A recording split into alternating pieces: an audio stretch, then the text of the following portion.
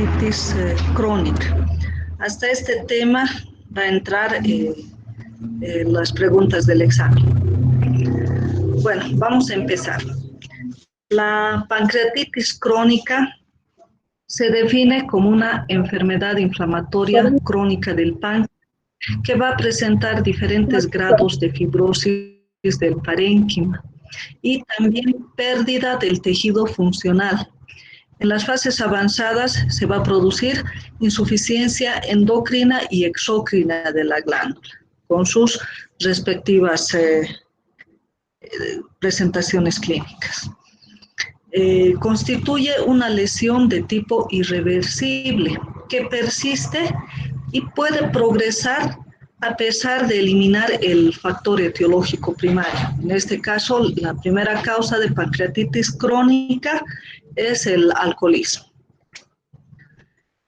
En la histopatología, vamos a observar en las láminas del extendido patológico un infiltrado inflamatorio crónico, diferentes grados de fibrosis del parénquima y va a existir una pérdida progresiva del tejido exócrino con relativa preservación de los islotes de Langerhans y del epitelio ductal. Sin embargo, en los estadios finales se va a asociar calcificaciones y atrofia de la glándula pancreática. La epidemiología. La pancreatitis crónica puede permanecer asintomática durante muchos años o si bien presenta síntomas, no son catalogados como esta entidad o no se piensa en esta entidad clínica. El abuso del alcohol sigue siendo la causa más frecuente. Hay una incidencia de 14 nuevos casos por 100.000 habitantes al año y una prevalencia de 18 casos por 100.000 habitantes. Sin embargo, se sabe que estos datos son infravalorados y se acepta una prevalencia real de 200 casos por 100.000 habitantes. La supervivencia media en estos pacientes es de 12 a 20 años. Ya tenemos la clasificación etiológica de TIGAR de la pancreatitis crónica.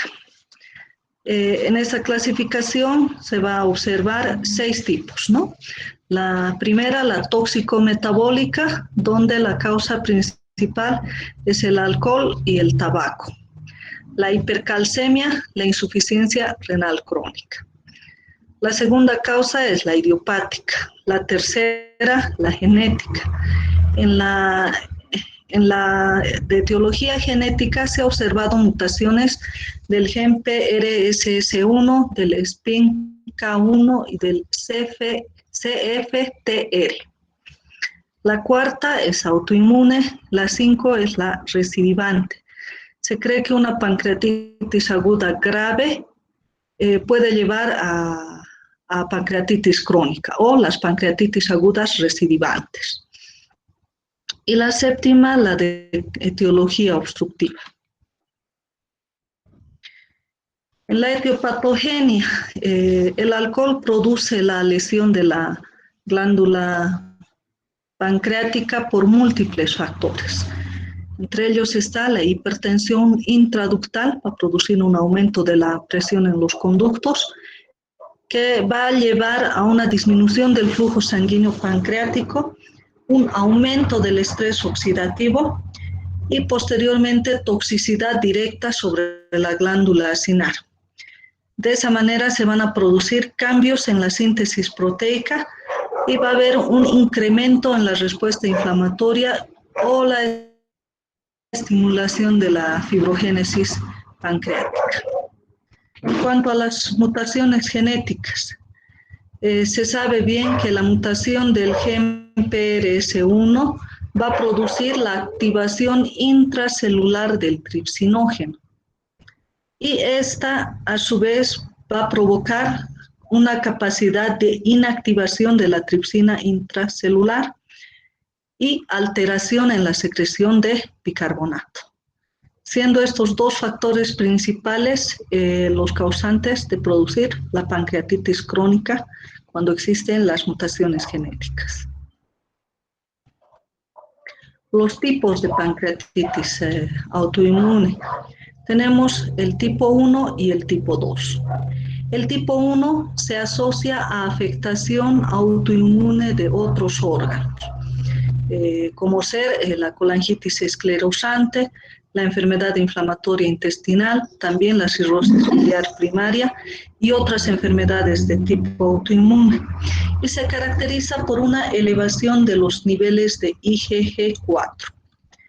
El de tipo 2 afecta exclusivamente al páncreas y presenta niveles de IgG4 normales. Y el de tipo 2, tiene una buena respuesta al tratamiento esteroideo, a diferencia del tipo 1. Las manifestaciones clínicas. Acá es que tienen que prestar atención, ya que muchas veces el paciente es subdiagnosticado, ¿no? O se piensa en otras causas, o simplemente no se da importancia al dolor que refiere el paciente, ¿no? El síntoma principal de la pancreatitis crónica es el dolor abdominal, que se va a producir por infiltración inflamatoria de los nervios intrapancreáticos. Tiene las siguientes características: localizado en epigastrio, puede ser irradiado a la espalda o al hipocondrio izquierdo, y es de predominio postprandial. En ocasiones puede ser continuo, pero frecuentemente aparece en forma recidivante con ausencia de dolor entre las crisis. Otra manifestación es la diarrea crónica con esteatorrea, que constituye una manifestación tardía de la enfermedad. La diarrea crónica generalmente se presenta cuando la pérdida de la función exócrina supera el 90%. La insuficiencia pancreática de tipo endocrina se manifiesta en forma de hiperglucemia y una diabetes mellitus insulino dependiente.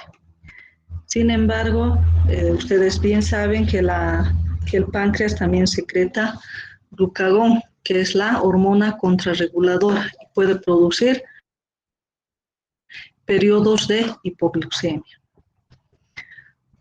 El paciente puede también referir síntomas dispépticos. Todos los síntomas en la pancreatitis crónica generalmente son de predominio postprandial, ¿ya? Después de que el paciente consume sus alimentos. Los síntomas dispépsicos pueden ser distensión abdominal y meteorismo por sobrecrecimiento bacteriano.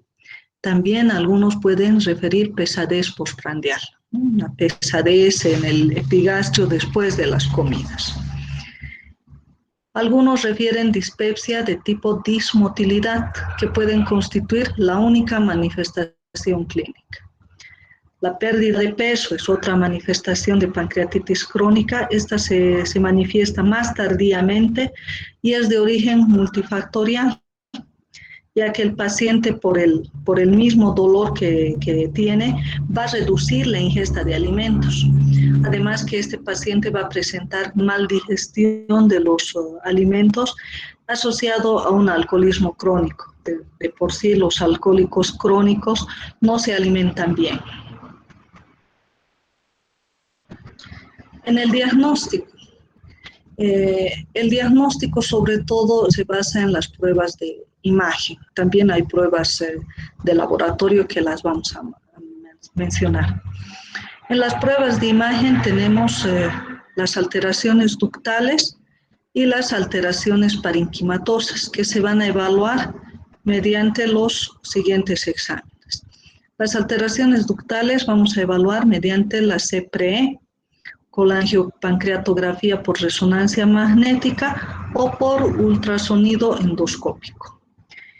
Las parenquimatosas también está ultrasonido endoscópico, tomografía y la resonancia nuclear magnética. Entonces, todo lo que es alteraciones de los conductos va a ser evaluado por CPRE, colangiopancreatografía por resonancia y ultrasonografía endoscópica.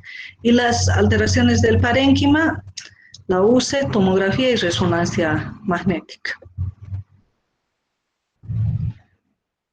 Acá vemos un ejemplo de una pancreatitis crónica donde se observa una glándula alterada en su ecogenicidad y se observa una imagen de calcificación, en realidad dos imágenes de calcificación. Esta es la CPRE o RCP, que se va a hacer por vía endoscópica y también se introduce una cánula que va a permeabilizar los conductos, tanto el colédoco como el conducto de Wilson, y se instila contraste. Y ahí claramente se hacen las tomas radiográficas. En este estudio vamos a observar dilatación, tortuosidad en el conducto pancreático. Este es un ejemplo de una colangiopancreatografía por resonancia magnética.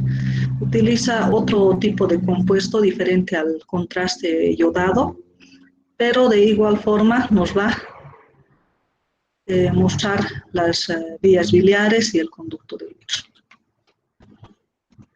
El ultrasonido endoscópico se va a realizar por un endoscopio que en la puntita tiene sondas de ultrasonido que van a poder visualizar los órganos intraabdominales. Ahora, los criterios ecoendoscópicos de pancreatitis crónica. Tenemos los parenquimatosos y los totales. Dentro de los parenquimatosos están los puntos hiperecogénicos que pueden tener sombra acústica, la lobularidad del páncreas, irregularidad en los bordes, que pueden tener o no un patrón en panel de abejas.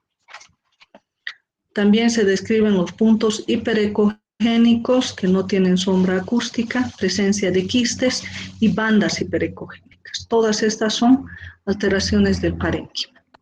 Y dentro de las alteraciones de los conductos tenemos cálculos, contornos irregulares del conducto pancreático, dilatación de ramas colaterales, dilatación del conducto pancreático principal y márgenes hiperecogénicos del conducto pancreático.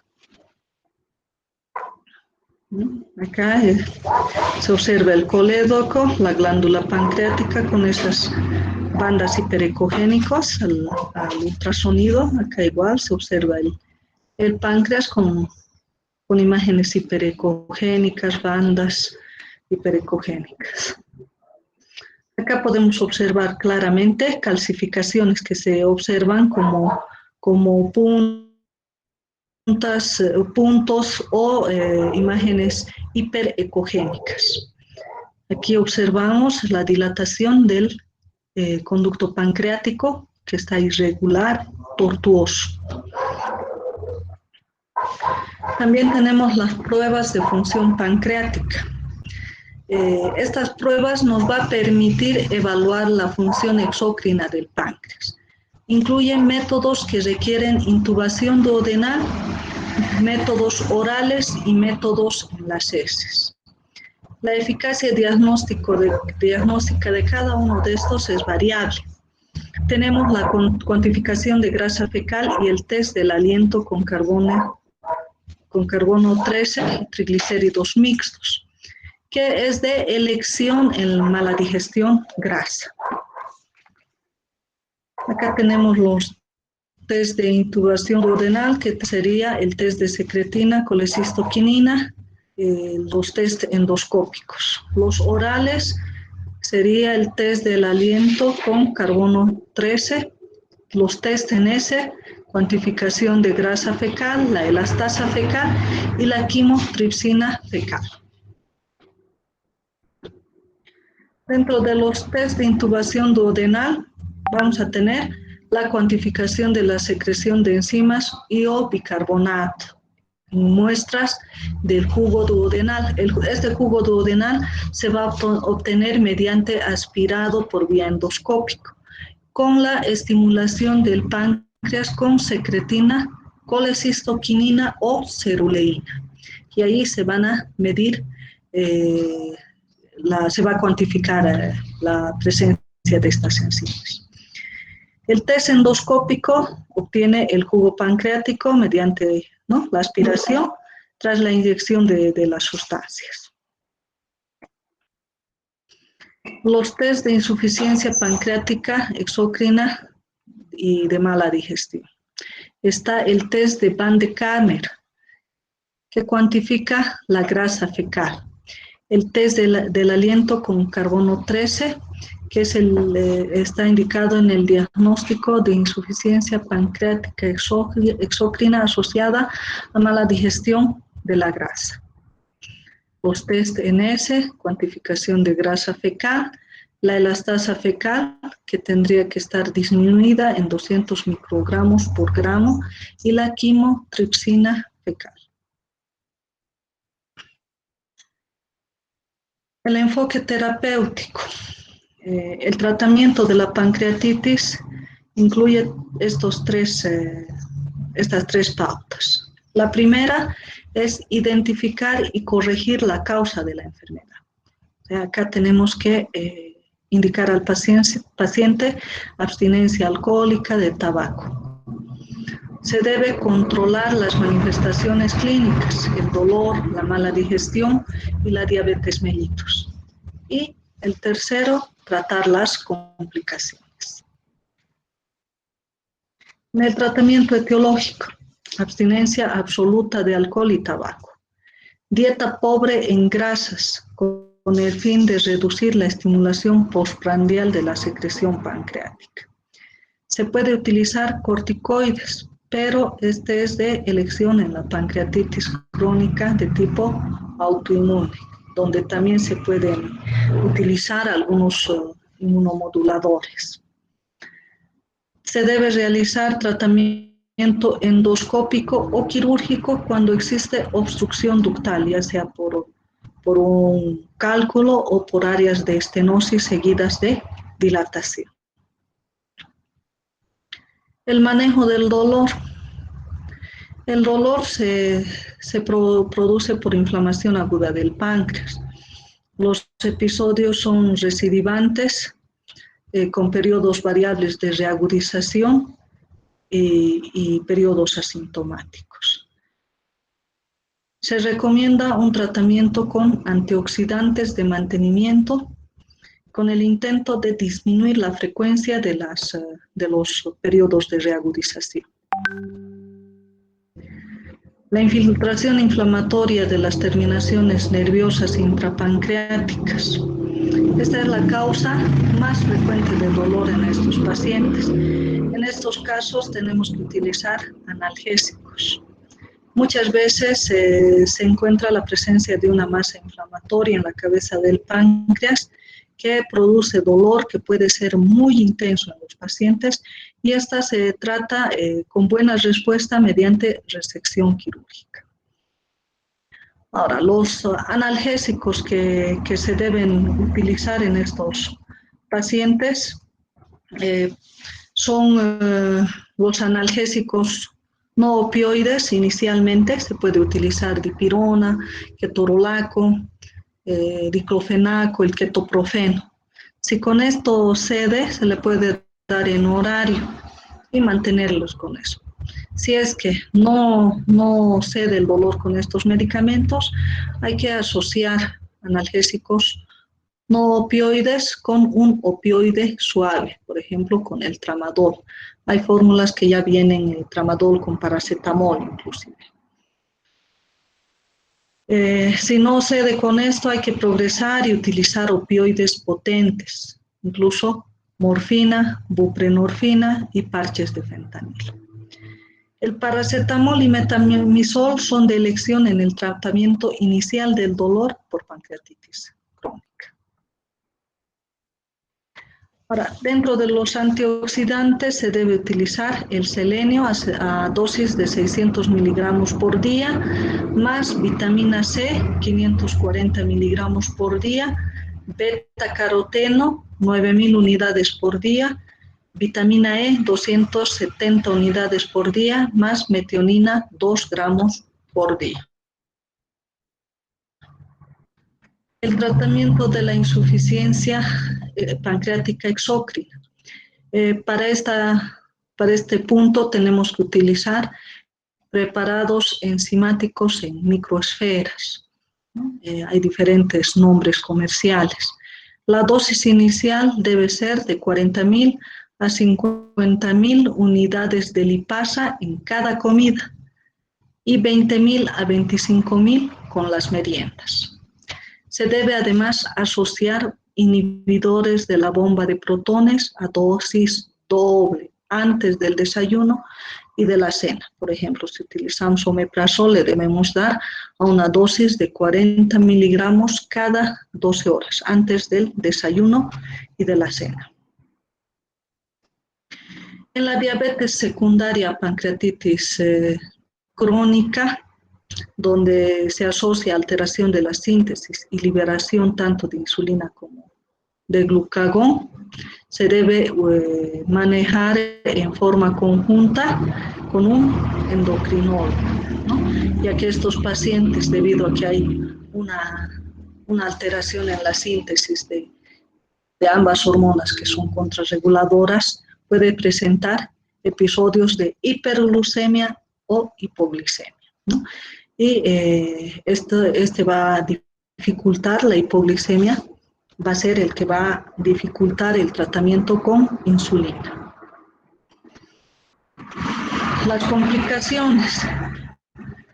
complicaciones son el pseudoquiste pancreático, el absceso pancreático, la estenosis biliar, obstrucción duodenal, el cáncer de páncreas, trombosis de la vena esplénica o de la vena portal, pseudoaneurisma de la cabeza del páncreas y enfermedades extrapancreáticas. Eso sería todo en esta clase. Gracias por su atención. Si tienen alguna duda.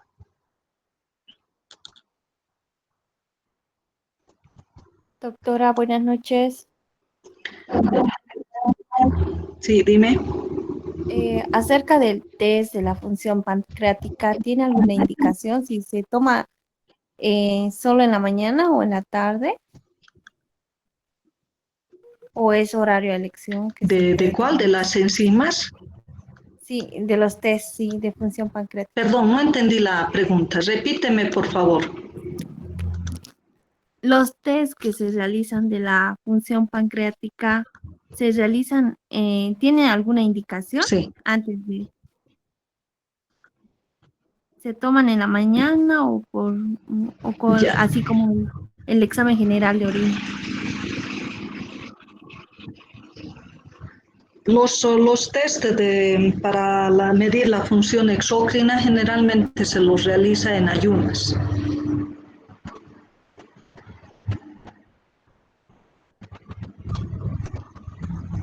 ¿Alguna otra duda? Gracias, doctor. Doctora, una consulta. Okay.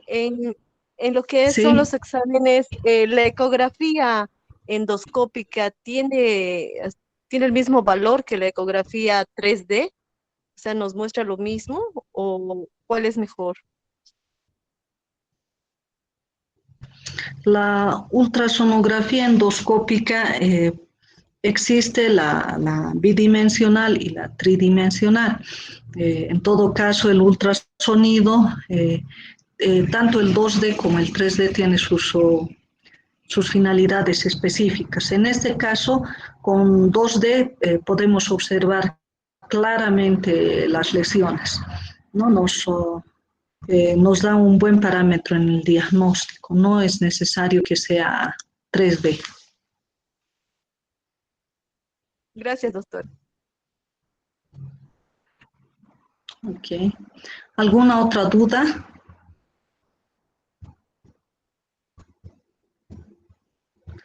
Bueno, hasta aquí entonces es el examen el día lunes. Mañana vamos a empezar ya con hígado, el segmento de hígado al mediodía, en la mañana, ¿no? Entonces les espero mañana. Buenas noches. Muchas gracias, doctora. Gracias, doctora. Buenas noches. Nos vemos. Gracias, doctora. Buenas noches, doctora.